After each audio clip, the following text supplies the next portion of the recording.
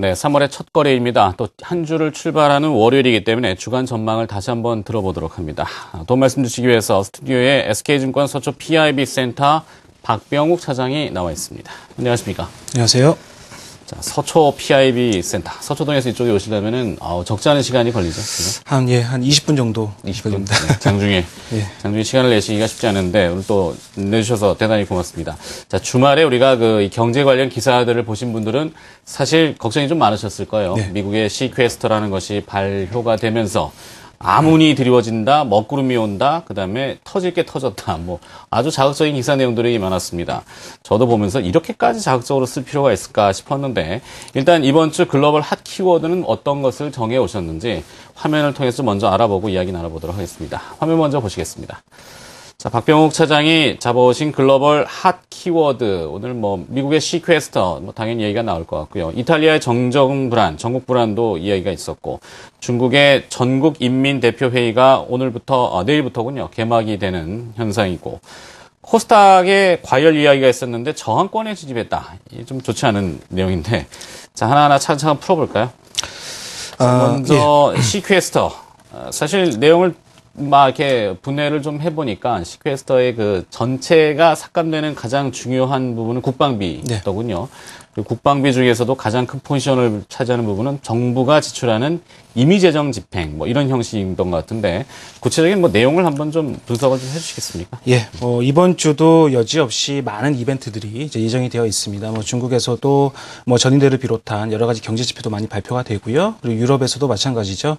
일본에서도 이제 엔화 관련된 여러 가지 관련된 좀 이슈가 좀 예정이 되어 있는데, 그 중에서도 제가 봤을 때는 이러한 내용들이 아무래도 이번 주에도 증시를 좀 좌지우지하는데 주요한 역할을 할 것이다라고 생각이 드는데, 시퀘스터 발효, 글쎄요, 과거 경험으로 인해서 수주 내에, 그러니까 수개월 내에 또 다른 재협상 내지는 완화 조치가 나오면서 그렇게 크게 증시에 악영향을 끼치지는 않을 것이다라는 내용들이 많은 레포트들이 좀 쏟아지고 있는데요. 그거는 근데 일단 좀 지켜봐야 될 어떤 사항인 것 같습니다. 그래서 지금 어떤 섣부른 판단이나 어떤 섣부른 예상보다는 어떤 흐름들을 좀 지켜보는 게 좋을 것 같은데, 일단은 많은 얘기들이 세출 삭감이라든지 세수 증대, 그러니까 포괄적인 어떤 패키지로 인해서 아무래도 이러한 내용들이 시퀘스터를 대체할 것이다라는 의견들이 좀 지배적이기 때문에 일단은 너무 부정적인 견해보다는 그래도 좀 괜찮게, 이미 알려진 내용이니까 괜찮게 어떤 희석이 될 것이다라고 생각을 하시는 게 더 나을 것 같다는 생각을 좀 말씀을 드리도록 하겠고요. 그리고 이탈리아 정부에 대한 어떤 전국 불안, 이러한 내용들은 아무래도 제가 봤을 때는 이탈리아 지수 최근에 좀 떨어지고 좀 안 좋은 모습이 좀 나오고 있는데, 그와 관련된 다른 어떤 시그널을 좀 봐야 될 것 같거든요. 근데 10년 만기 이탈리아 국채 금리가 아직까지도 물론 최근에 좀 올라왔다고는 하지만 4%대 후반에 이제 머무르고 있는 상황이기 때문에, 그렇게 이러한 어떤 내용들이 예전에 유럽 불안, 유럽 위기 이런 식으로 좀 흘러가지는 않을 것 같다. 말하자면 정치적인 어떤 변수로 좀 끝날 가능성이 크지 않을까. 쉽게 말해서 이들 정치인들도 경기가 다시금 또 후퇴한다거나 이런 걸 바라지는 않기 때문에요. 좋게 어떤 좋은 선에서 마무리가 될 것 같다는 생각이 들고요. 중국 전인대 개막도 일단 분배나 도시화에 초점을 맞출 것이다 라는 어떤 내용들이 나오고 있는데, 이러한 내용들은 제가 봤을 때는 지난주 또는 지난달에 이미 다 반영이 된 것 같고요. 그리고 지금 중국 상해 종합지수도 한 3%대 가깝게 떨어지고 있는 모습 아니겠습니까? 그래서 부동산 규제가 물론 내용이 있었지만, 그래서 이러한 내용들은 전체적으로 본다면은 정치적인 변수, 그러니까 우리가 예측 불가능한, 이렇게 되면은 그에 따라서 대응 전략을 짤 수밖에 없는 어떤 그런 어떤 내용들인 것 같고요. 제가 봤을 때는 코스닥의 어떤 저항권 진입했다는 그런 내용들이 이러한 어떤 이탈리아 전국 불안이 어떻게 될 것인가라는 고민하는 것보다도, 코스닥의 저항권 진입이 됐으니까 이를 통해서 우리가 어떻게 좀 전략을 짜야 될지, 이런 거 고민하는 게 지금 더 맞는 시장이 아니겠느냐라는 거에 대해서 먼저 말씀을 드리겠습니다. 네.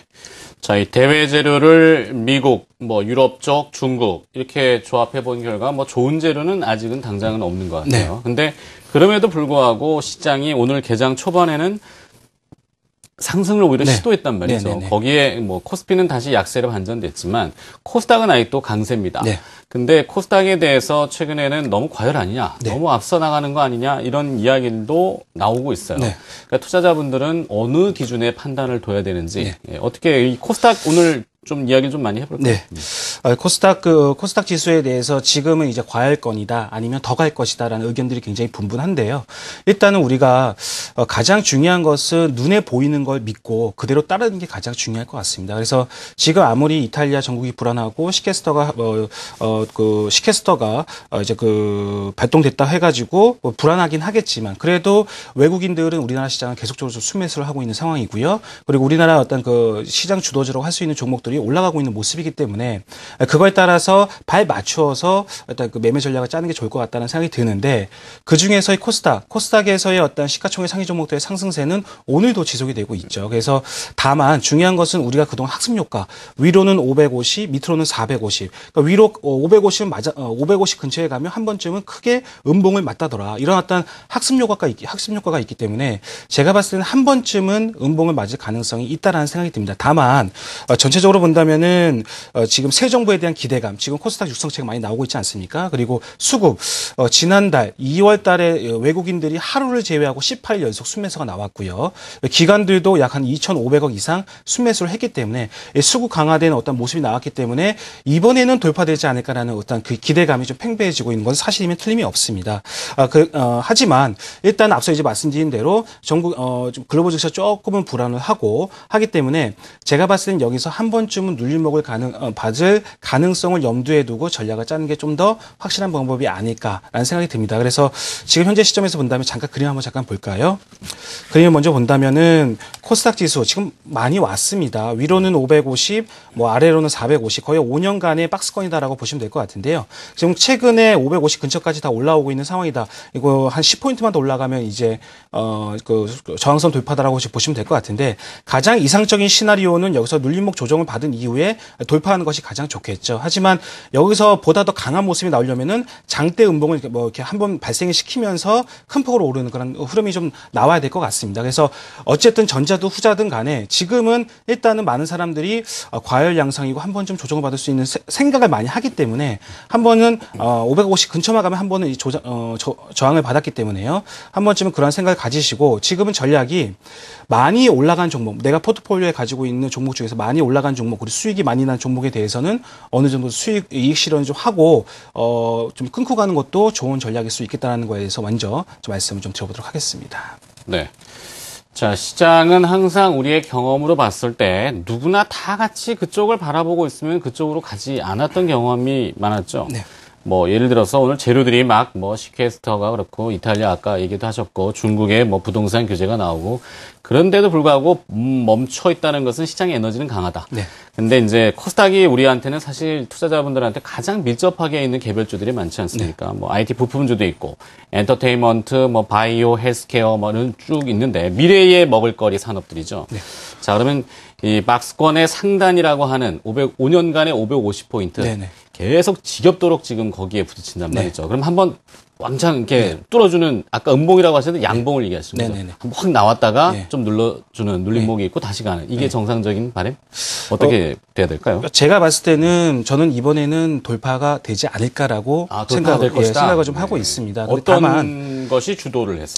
다만 근데 이제 말씀을 드릴 텐데요. 시가총액 상위 종목이라고 봐야 되겠죠. 그래서 저는 너무 이게 긍정적으로 보기보다는 일단은 정황상으로 보았을 때 어떤 새 정부의 의지라든지 수급이라든지 그리고 어떤 코스피가 상대적으로 어떤 제약을 받고 있는 부분이 굉장히 많이 있지 않습니까? 오늘도 화학주, 정유주, 된소리를 아주 된서리를 맡고 있는 부분이 있기 때문에 많은 어떤 자금력이 좀 충분하지 않은 그런 흐름 속에서 코스닥이 추가적으로도 올라갈 개연성이 더 크지 않을까라는 생각이 들고요. 다만 여기서 중요한 게 뭐냐면 550 저항을 막고 한 1주나 2주 정도의 조정 흐름은 보일 수는 있습니다. 다만 1주나 2주 정도의 조정 흐름 이후에 다시금 또 흘러내리면 안 되겠죠. 바로 또 돌파가 되어야 되거든요. 그래서 두 가지 경우가 있는데요. 550을 그냥 한 번에 큰 양봉을 형성을 시키면서 거래가 증가가 되면서 550을 단숨에 돌파시키든지 아니면 눌림목을 받으면서 그 눌림목이 짧은 시간 1주에서 2주 정도의 짧은 기간 동안 조정을 받은 이후에 다시금 또 올라가든지 이런 어떤 경우의 수를 좀 따져봐야 될 것 같은데 다만 여기서 우리가 좀 생각을 해봐야 될 것은 뭐냐면 그렇다면 어느 종목에 좀 집중을 해야 되는가라는 생각을 좀 할 수가 있겠죠. 근데 제가 봤을 땐 시가총액 상위 종목들입니다. 그림 한번 볼게요. 지금 보신다면 코스닥에 있는 시가총액 상위 종목들의 흐름들을 보신다면요. 세트 센트리온은 오늘 거래 정지이죠. 근데 CJ 오쇼핑, 파라다이스, 서울반도체, CJ E&M, SK 브로드밴드. 그러니까 최근에 시장에서 가장 이슈가 되고 있고 가장 뭐 산업 전반적으로도 어떤 그 여러 가지 이야기들이 많이 나오고 있는 종목에는 틀림이 없고요. 그리고 동서도 마찬가지고 GS 홈쇼핑, SFA, AMOLED죠. 뭐 C젠, 포스코 ICT. 그러니까 이들 종목들이 그냥 단순하게 뭐 몸집만 커가지고 그냥 딱 차지하고 있는 것이 아니라 지금 가장 핵심 이슈화되고 있는 종목들이 다 질비하게 널려 있습니다. 그래서 시가총액 30위권 안에 있는, 그러니까 30위권이면 시가총액 6천억 이상이거든요. 그래서 그들 종목들에 대해서만 좀 관심을 가져보시고 어떤 그 종목을 찾는 연습을 좀 해야 되지 않을까라는 생각이 드는데, 결과적으로 딱 잘라 말씀을 드리자면 550이 돌파가 되어도 이들 종목이고요. 550 돌파되기 전에 저항을 맞고 눌림목을 받는다 하더라도 이들 종목 내에서 눌림목 받는 종목 내에서 선택을 해가지고 종목을 분할 매수 관점으로 들어가는 것도 지금 지금 상황에서 딱 맞지 않을까라는 생각이 듭니다. 그래서 지금부터는 무슨 뭐 인맥 관련주다, 뭐 대북 관련주다 이런 종목들 말고 코스닥이 그 어느 때보다도 좋은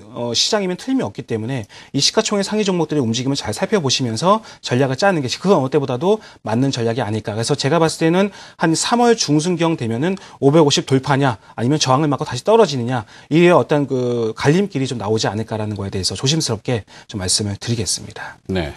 자, 코스닥의 시가총액 상위 종목들, 센트리온은 오늘 액면 병합 때문에 네. 거래 정지인가요? 네네.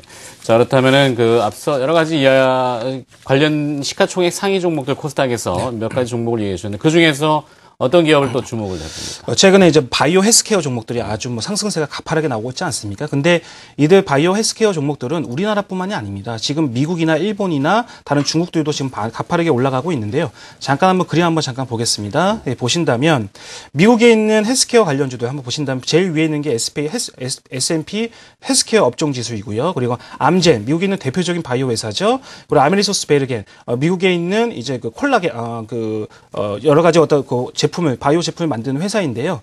계속적으로 뭐 신고가 나고 있는 모습이다라고 봐야 될 것 같습니다. 그래서 이들 종목들의 상승세, 헬스케어 관련주의 상승세는 우리나라뿐만이 아니라 글로벌적으로 다 동조화된 그런 모습이 좀 나오고 있다라고 봐야 될 것 같은데, 최근에 우리나라 헬스케어주 굉장히 좋죠. 근데 그 중에서 CJ라는 종목을 잠깐 한번 보도록 하겠는데, CJ는 뭐 무상증자 신주 부담감에 대해서 좀 우려감이 좀 있었고요. 그리고 실적 악화에 대한 우려감도 좀 있었는데요. 그러한 내용들이 주가로 좀 다 희석이 되지 않았냐 생각이 듭니다. 그래서 일단은 뭐 가장 기본적인 거 듀퐁이나 피셔, 뭐 에자이 등과 같은 글로벌 어떤 판매 업체와 일단 대리점 판권 계약을 다 체결했기 때문에 추가적으로 어떤 그 실적에 대해서는 좀 의심한 나이는 없고요. 다만 여기서 신주 물량에 대한 부담이 약간 있는데요.